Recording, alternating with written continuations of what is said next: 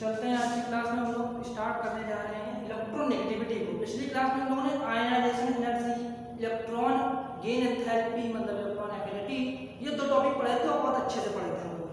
तो इलेक्ट्रोनेगेटिविटी को हम लोग हिंदी में कहते हैं विद्युत ऋणात्मकता। विद्युत ऋणात्मकता अब ये क्या होती है? तो जैसे मान लिया कोई एक एटम या कोई परमाणु किसी बॉन्ड से किसी के साथ जुड़ा है, तो इलेक्ट्रोनेगेटिविटी उसकी एक ऐसी कैपेसिटी होती है जिसके कारण वो उस बॉन्ड के इलेक्ट्रॉन को अपनी तरफ खींच लेगा, और जब वो बॉन्ड अपनी तरफ इलेक्ट्रॉन को अपनी तरफ शिफ्ट कर लेगा तो वही उसकी कैपेसिटी कहलाएगी इलेक्ट्रोनेगेटिविटी। मतलब the capacity of any atom to accept या to shift electron of bond pair towards itself is called electronegativity of that atom. मतलब किसी तत्व की वह विशेषता या वह गुण जिसके कारण वो बंद के इलेक्ट्रॉनों को अपनी तरफ आकर्षित कर लेता है, उसे उस तत्व की विद्युत ऋणात्मकता कहते हैं। ठीक है, अब इलेक्ट्रोनेगेटिविटी अगर निकाली जाए तो उसके लिए, जैसे इलेक्ट्रोनेगेटिविटी आपने डेफिनेशन तो पढ़ी, लेकिन इसको कैलकुलेट कैसे करें? सबसे बड़ा कठिन काम है इसको कैलकुलेट करें। तो कैलकुलेट करने के लिए दो साइंटिस्ट थे, उन्होंने अपने मेथड दी। पहली मेथड था पॉलिंग मेथड। पॉलिंग इसे कहते हैं पॉलिंग मेथड, और दूसरा था मूलिकन विधि। मूलिकन विधि, मूलिकन मेथड।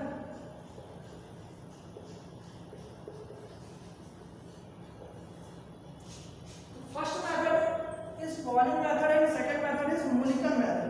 अगर हम पहली मेथड पे चले तो उन्होंने इस मेथड में इलेक्ट्रोनेगेटिविटी डिफरेंस को कैलकुलेट किया था। मतलब मान लिया दो एटम है ए और बी, आपस में किसी बॉन्ड से जुड़े हुए हैं, तो electronegativity of A minus electronegativity of B, ठीक है, तो मतलब किसी भी दो एलिमेंट के इलेक्ट्रोनेगेटिविटी डिफरेंस को इन्होंने कैलकुलेट किया। तो कैसे कैलकुलेट किया? उन्होंने फॉर्मूला दिया कि दोनों का डिफरेंस जो होता है वो 0.208 इनटू अंडर डेल्टा का होता है।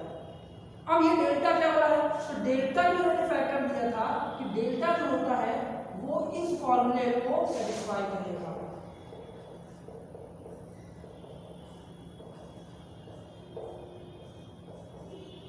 ठीक, ये जो डेल्टा है वो इस फॉर्मूले को सेटिस्फाई करेगा। मतलब यहाँ पे जो ये दे रखी है वो है ए और बी के बॉन्ड की बॉन्ड एंथैल्पी, उसमें आपको माइनस क्या करना है? ए के बीच की बॉन्ड की बॉन्ड एंथैल्पी और बी के बीच की बॉन्ड एनर्जी, उसकी अंडर रूट प्रोडक्ट के अंडर रूट को इसमें माइनस कर देंगे, वो डेल्टा फैक्टर आएगा, और उसकी वैल्यू जब यहाँ रख देंगे तो दो एलिमेंट के इलेक्ट्रोनेगेटिविटी डिफरेंस को कैलकुलेट कर लिया। अब जब कैलकुलेट कर लिया तो इन्होंने हाइड्रोजन को बेस मान के बाकी सबके इलेक्ट्रोनेगेटिविटी कैलकुलेट की थी। ठीक है, इन्होंने हाइड्रोजन को बेस माना था, तो हाइड्रोजन का जो इलेक्ट्रोनेगेटिविटी थी वो 2.1 मानी थी, और 2.1 हाइड्रोजन की इलेक्ट्रोनेगेटिविटी को बेस मान के हर एलिमेंट की इन्होंने इलेक्ट्रोनेगेटिविटी निकाल दी। ठीक है, क्योंकि हमको किसी ना किसी चीज को कैलकुलेट करने के लिए बेस की जरूरत पड़ती है। जैसे कि परसेंटेज निकालने के लिए बेस हमारा क्या होता है? मैक्सिमम मार्क्स होता है। ठीक है, वैसे यहाँ पे इन्होंने हाइड्रोजन के इलेक्ट्रोनेगेटिविटी को 2.1 को बेस मान के इलेक्ट्रोनेगेटिव डिफरेंस निकाल लिया, और फिर सबके अलग अलग इंडिविजुअल इलेक्ट्रोनेगेटिविटी कैलकुलेट कर। ये होती है हमारी पॉलिंग मेथड।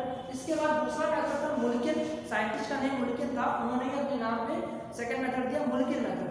तो हम लोगों ने जो कल पढ़े थे दो थ्योरी, कौन सी? इलेक्ट्रोनेगेटिविटी और आयनाइजेशन पोटेंशियल और इलेक्ट्रॉन एफिनिटी, ये दो चीजें पढ़ी थी। मतलब आयनन ऊर्जा और इलेक्ट्रॉन ऊर्जा। तो उसी के आधार पर मैंने इलेक्ट्रोनेगेटिविटी का फॉर्मूला दिया। इलेक्ट्रोनेगेटिविटी बराबर मैंने दिया था ionisation energy plus electron affinity divide by 2। मतलब विद्युत ऋणात्मकता क्या होती है? विद्युत ऋणात्मकता आयनन ऊर्जा और इलेक्ट्रॉन ऊर्जा का समांतर माध्य होती है। ठीक है, क्योंकि आयनन ऊर्जा क्या होती है, इलेक्ट्रॉन आयनेशन एनर्जी जो होती है वो इलेक्ट्रॉन को निकालने की एनर्जी होती है, और इलेक्ट्रॉन एफिनिटी क्या होती है, इलेक्ट्रॉन में एंटर करने की होती है। और दोनों की अगर हम एवरेज को निकालें तो वो क्या बताएगा, वो बताएगा इलेक्ट्रोनेगेटिविटी को अकॉर्डिंग टू मोलिकुलर मेथड। तो ये मैथड थोड़ा सा सिंपल है और इससे भी कैलकुलेट करना थोड़ा सा सरल हो गया। तो अब इलेक्ट्रोनेगेटिविटी में एक क्वेश्चन आता है, क्वेश्चन क्या आता है कि क्वेश्चन पहला होता है कि why electronegativity of fluorine is high, मतलब फ्लोरीन की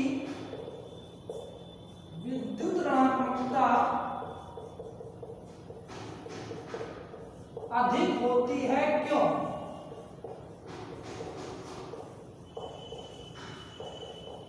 तो आपको सिंपल लिखना है कि फ्लोरीन का आकार बहुत छोटा होता है और फ्लोरीन का आकार बहुत छोटा होने के कारण इलेक्ट्रॉन, इसके चारों ओर के इलेक्ट्रॉन है वो नाभिक के करीब होते हैं और किसी बंध से जुड़ने के कारण इसका नाभिकीय प्रभाव उस बंध के इलेक्ट्रॉन पे भी पड़ता है, जिसके कारण इसकी कैपेसिटी इस इलेक्ट्रॉन को अट्रैक्ट करने की ज्यादा होती है।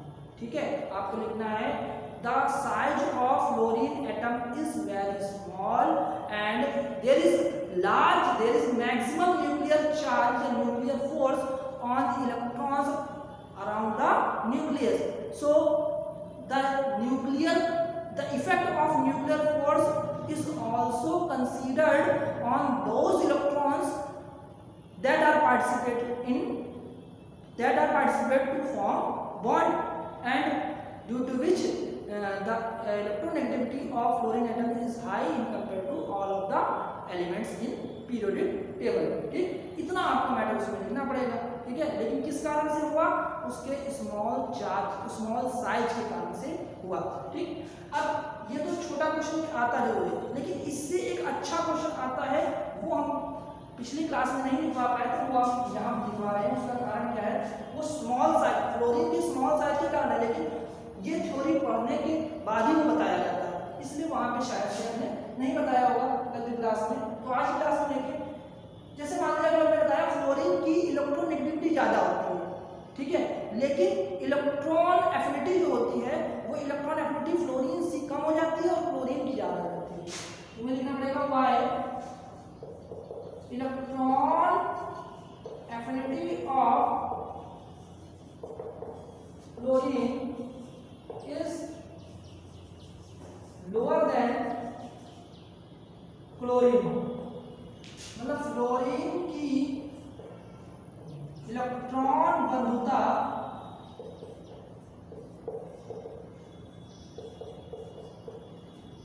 क्लोरीन की तुलना में कम हो जाती है, क्यों? तो सबसे पहले आप लोगों को यह समझना है कि इलेक्ट्रॉन एफिनिटी क्या होती है, पिछले क्लास में बता चुके। इलेक्ट्रॉन एफिनिटी क्या होती है, इलेक्ट्रॉन एफिनिटी किसी भी एलिमेंट में एक इलेक्ट्रॉन इंटर कराने की टेंडेंसी। ठीक है, तो अब फ्लोरीन का जो होता है साइज छोटा होता है। ठीक, फ्लोरीन कंपेयर कर रहे हैं तो फ्लोरीन का साइज छोटा होता है, और अगर फ्लोरीन एटम में एक इलेक्ट्रॉन एंटर कराया जाएगा तो पहली बार साइज छोटा होने के कारण इलेक्ट्रॉन ऑलरेडी इतने पास है न्यूक्लियस के अट्रैक्शन में, इतने पास है कि बाहर से कोई इलेक्ट्रॉन अगर एंटर कर रहा है तो बहुत मुश्किल से एंटर करेगा। तो मुश्किल से एंटर करेगा मतलब अगर वहाँ जगह खाली होगी तभी तो एंटर करेगा, क्योंकि स्मॉल साइज है तो इलेक्ट्रॉन की उतनी जगह खाली नहीं होती। तो क्या करते हैं, फिर इलेक्ट्रॉन में जगह बनाई जाती है, उस फ्लोरीन के एटम में जगह बनाई जाती है। जगह कैसे बनाएंगे, वहाँ से कुछ एनर्जी बाहर निकलेगी तब वहाँ जगह बनेगी, तभी वो एनर्जी जो निकलती है उसको हम लोग इलेक्ट्रॉन एफिनिटी कहते हैं। लेकिन वो एनर्जी का कुछ पार्ट इलेक्ट्रॉन की वहाँ सेट होने में खर्च होता है। सेट होने का मतलब वो इलेक्ट्रॉन जब एंटर करेगा तो वहाँ और इलेक्ट्रॉन बहुत करीब होंगे, तो पास होने के कारण वो न्यूक्लियस से इतने बंधे होंगे कि उनको हिलाना बहुत कठिन होगा। दूसरी बात, निगेटिव चार्ज इलेक्ट्रॉन भी है और अंदर भी इलेक्ट्रॉन ही है आपके, तो इलेक्ट्रॉन इलेक्ट्रॉन प्रतिकर्षण मतलब रिपल्शन भी होगा, जिसके कारण से आपका जो इलेक्ट्रॉन एफिनिटी की एनर्जी का कुछ पार्ट वहाँ पे इलेक्ट्रॉन को एडजस्ट करने में ही खर्च हो जाता है। इसलिए जो ओवरऑल एनर्जी हमको मिलती है वो फ्लोरीन के कंपैरिजन में कमी मिलती है। इसके कारण से हम लोग यही कहते हैं कि जो फ्लोरीन की इलेक्ट्रॉन एफिनिटी है फ्लोरीन से कम हो जाती है ड्यू टू स्मॉल साइज। ठीक, तो आज की क्लास में हम लोगों ने जो पढ़ा है वो मोस्टली टॉपिक फिनिश हो गया है। अगर एक दो टॉपिक बचे होंगे तो कल की क्लास में पढ़ा देंगे और फिर आपके ये चैप्टर फिनिश हो जाएगा।